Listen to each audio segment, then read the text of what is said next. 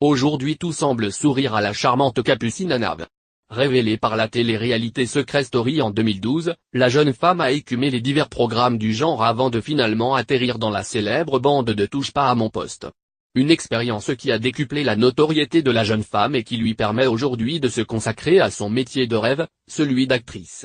Depuis maintenant plusieurs semaines, la belle est en effet à l'affiche de la pièce La Fève du samedi soir, en représentation au théâtre Apollo, à Paris. Mais si tout semble réussir à Capucine Hanave, cela n'a pas toujours été le cas. Dans une récente interview accordée au magazine Pure People, l'ex-chroniqueuse de Cyril Hanouna a en effet confié qu'elle avait très mal vécu ses années collège. C'est avec beaucoup d'émotion que l'ex-star de la télé-réalité est revenue sur cette période douloureuse de sa jeunesse.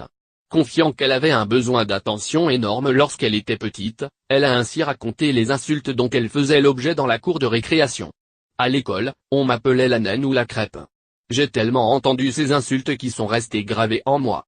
Aujourd'hui encore, je continue de camoufler mes taches de rousseur avec du maquillage et mets des talons le plus souvent possible. Mais en ce qui concerne sa taille, la jeune femme ne perd pas espoir. Ce n'est pas parce qu'on est petit à l'extérieur qu'on n'est pas grand à l'intérieur.